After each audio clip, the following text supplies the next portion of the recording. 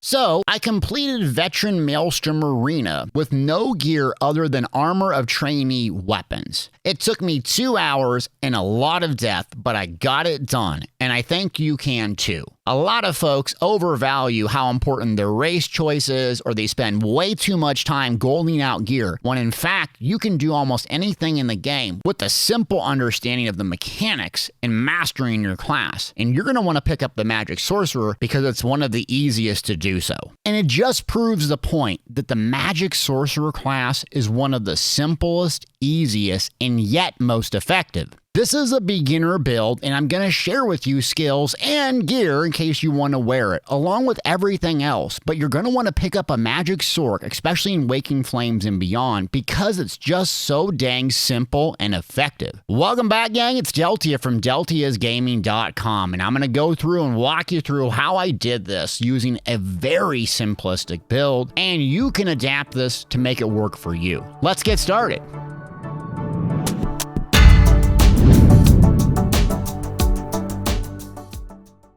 Before I show you all the bells and whistles, you need to know about the Magsorc. Step 1, it's been good day 1, and it's still very, very strong right now. The pros of the class, it has great damage at range, insane survivability within the class-specific skill lines, and it's extremely simple. The cons, it lacks major unique buffs like the Necromancer's major vulnerability, and it kind of can be pigeonholed into playing pets-only build. But if you like something extremely survivable, high mobility, and range, this is the best you could do.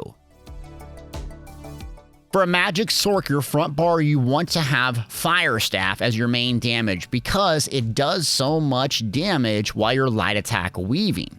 For skills, there's a bunch of different loadouts. You can go with 1 pet, 2 pets, no pets, and so on. What I found most effective and most simple is rocking 1 pet. So the pet that I found most effective is the Twilight. There's 2 different morph choices. One is the Twilight Matriarch. This is extremely strong solo, beginner, and even at endgame if you lack a nice burst heal. This is something I would highly recommend for newer players to pick up and allows you to heal in a pinch. Specifically at endgame with my DPS loadout, we run 3 damage dealers and 1 tank because this heal is so strong. You're going to set this on your bar and it's kind of like a set and forget. It's going to do a little bit of damage and you click it again for a burst heal. To give you an idea, at endgame with my DPS loadout, I can heal our tank for 30,000 damage, let alone myself for a lot. The other morph is ideal if you're playing PvE DPS role and you need a little bit more damage. That's the Tormentor. You're going to activate this at 50% or higher and it's going to ramp up the damage. Another good thing about it, you just set it on both of your bars and let it do work. It's going to be a distraction. It's going to do a lot of damage. And if you forget the buff and rotation and it gets too complex, it's still going to do work for you.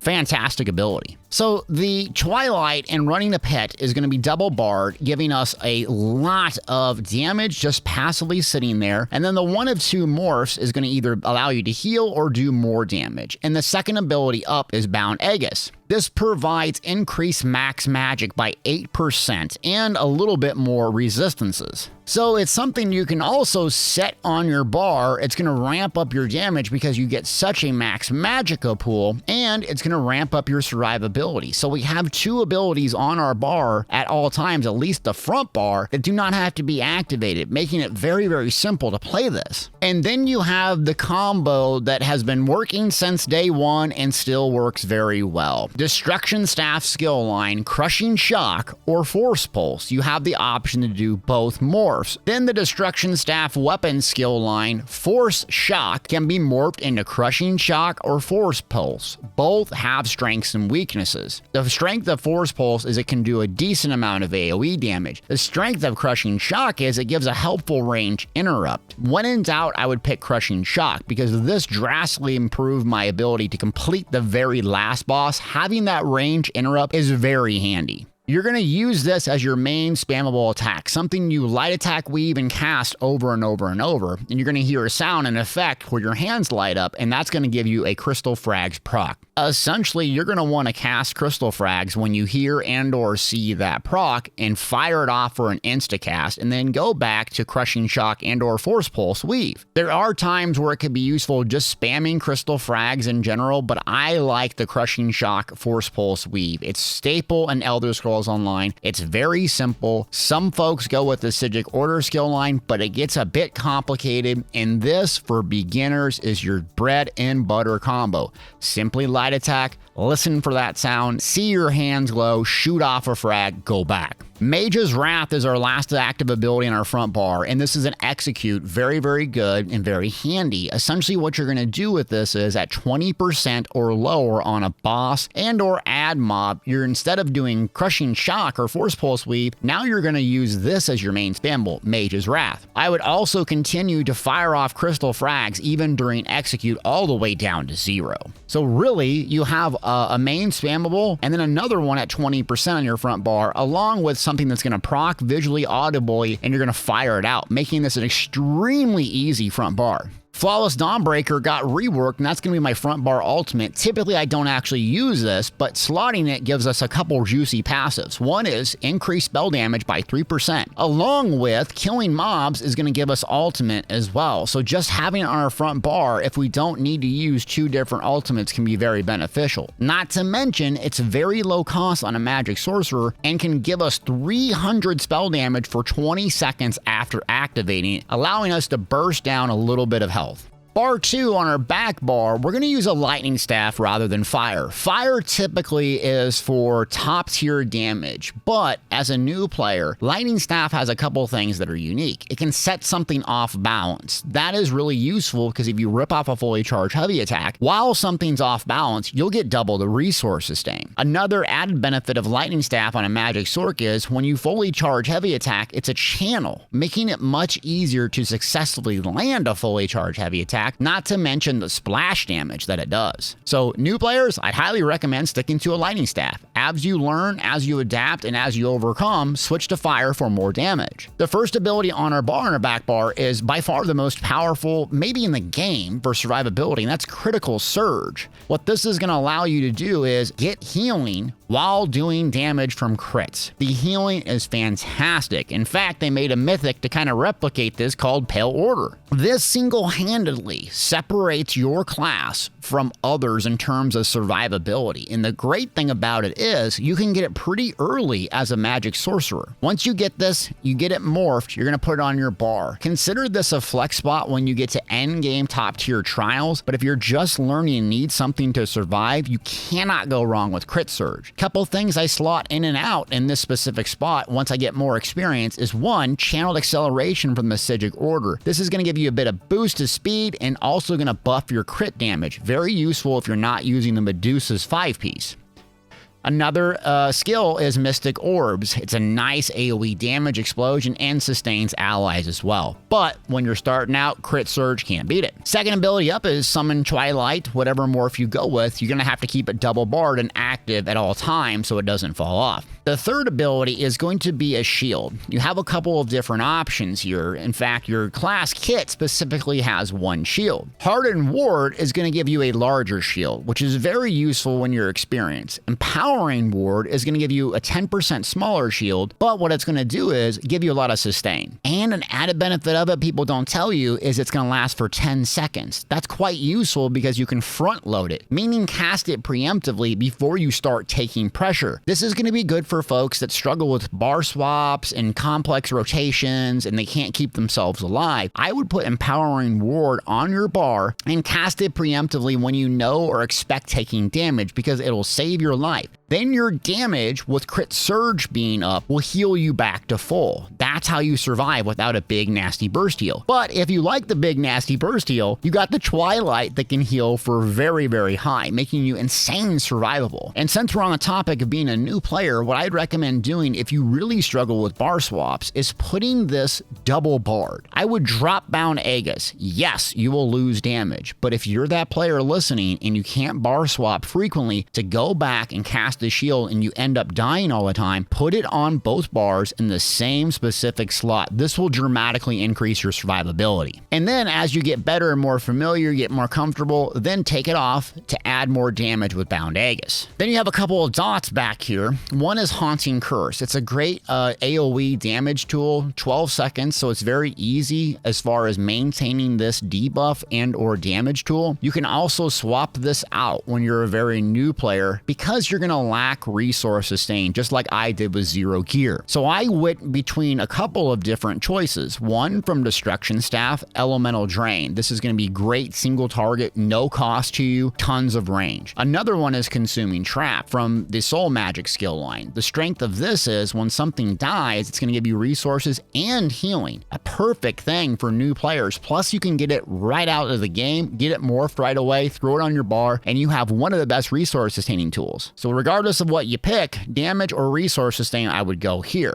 Next ability up is Unstable Wall. This is massive AoE, 10 second. If you're going to use the Maelstrom weapon as you progress on this build, it will do a lot of damage and amplify your light attack and heavy attack damage. And then we're going to get to the ultimate Elemental Rage. So this is a burst, very high cost. It just clears trash in a very quick time. However, I do slot in Greater Storm Atronach. The strength of Storm Atro is its single target and it lasts for a very long time. Not to mention it stuns mobs. So if you're a new player and you struggle with basically getting pressure off of you, think about taking Storm Atro because you can slam it down on top of a bunch of mobs, it stuns them, and it will zap and melt one down at a time. But go with Elemental Rage as you progress and you don't need so much survivability.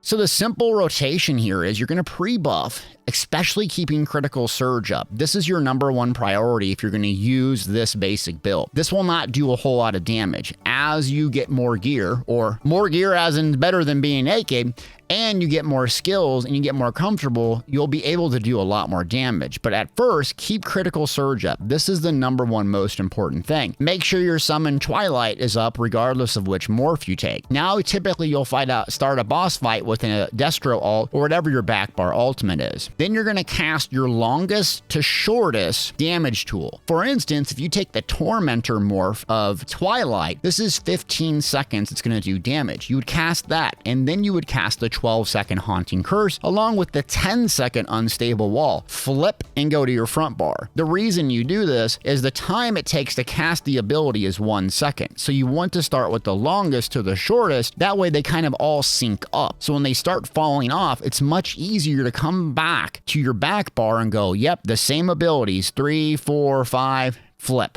3, 4, 5, flip. Trust me, these are little things that add and make it simple and easy for you. Once you get to your front bar, then you're going to light attack click an ability. I have a separate video on light attack weaving, and you're going to wait for the frag to proc and then throw it out. If you forget and you cast it anyways, no big deal, but light attack pulse spam and frag when you hear and see that sound effect. Maintain your back bar damage over time, and at 20%, drop the pulse spam and use Mage's Wrath instead. Also still firing off frags, and that's how the rotation works.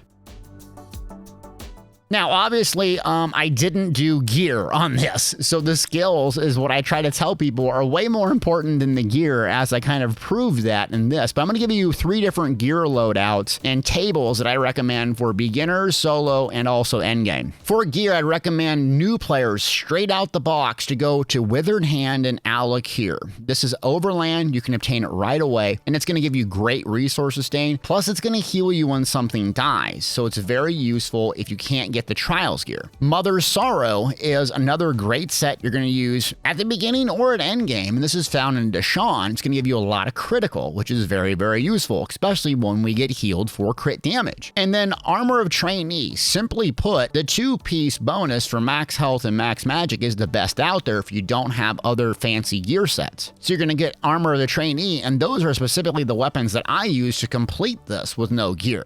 Next type of setup I would work towards is some solo gear sets, and you're going to need a resource sustained 5-piece. You could use Withered Hand or False Gods, which comes from a Trial Veteran Sunspire. You're going to pair that, hypothetically, with a mythic Death Dealer's Fate that's going to give you tons and tons of max stats, or you can go with the Monster Helm Zons, which you have to stay a little bit closer, but that shouldn't be very hard solo. So you'll have a resource sustain, you'll have either a mythic or a monster helm, and then I would go with Medusas from Ark's Corinium Dungeon. What this is going to do is give you the minor force buff at all times, essentially making your front bar very, very simple without having to maintain another buff. Again, simplicity is very important. Yes, it will not be as much damage, but you need resource sustain, you need simple and max stats, and this will do it for you. Now you've been playing for a while, you got some gear. I would look towards trial sets to kind of optimize your build. If you don't know what else to do and what else to pick, and you don't have mythics or fancy gear, a common loadout a lot of folks go with is Mother's Sorrows, Medusas, and a monster helm like Zons. This is not going to be top tier DPS, but as a beginner, you can get this quite easily from one dungeon overland and the monster helm and shoulders from another couple instances, and you're ready to go and start doing veteran trials. I would work towards Bahasi's and Sororias as another 5-piece alternative, and start flexing in and out gear and or skills as you progress with this class.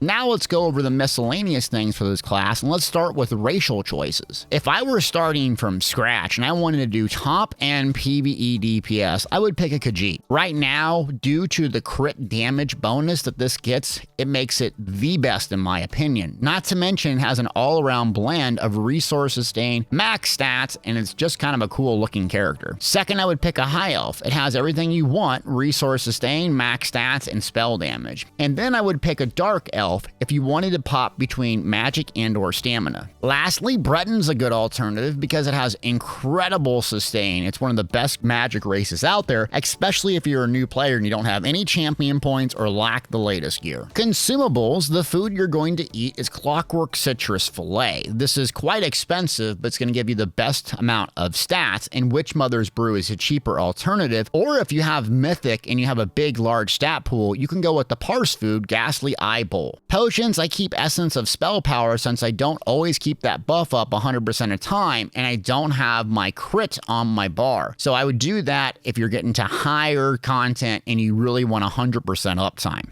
Mundus Stone. There's a couple of options. The math folks out there say if you're at 60% crit or higher, you go with the Shadow Mundus Stone. That's fully buffed. If you're at 59% or lower, get the Thief on there to get that crit rating up. So your goal is 60% or higher with the Shadow Mundus Stone fully buffed in a group or trial. Attribute points. You really want around 22 to 23,000 health as a new player, and the rest to magic. The reason why magic is so important is it's going to scale and increase your shield effectiveness. The reason health's so important, kind of an obvious one, you don't want to die. But the truth is, if you have about 23 to 22,000, you can get hit once or twice and not just die instantly, essentially allowing you to make a mistake here and there. Champion points wise, the Warfare or Blue Tree is up first. What I would work towards is the 4 slottables that I think are the best: Fighting Finesse, Deadly Aim, Master at Arms, and Backstabber. Keep in mind, the Backstabber I would flex out to Thaumaturge, increasing your damage done with AoEs. The reason why I would do that is you're not going to always reliably get the flank or behind mobs, especially if you're a new player, and it makes it a lot easier.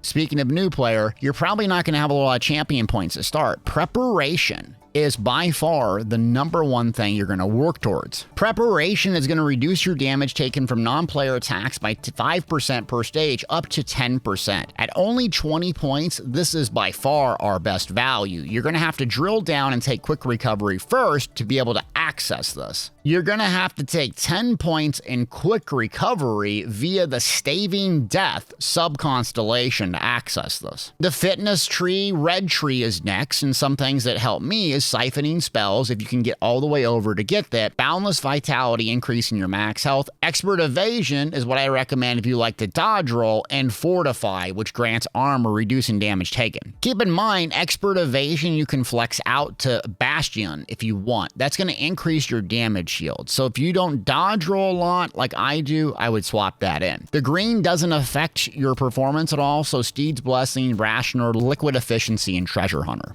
Well, gang, that is a basic build. The Magsorc remains one of the top classes you could play on the Elder Scrolls Online, and actually one of my favorite now. So take this as a template. Put the training wheels on as you learn in terms of skills and gear. If I could complete VMA with no gear, what could you do with this build? The Magsorc, it's unlimited. Pick it up, adapt it to your playstyle. Thanks for watching.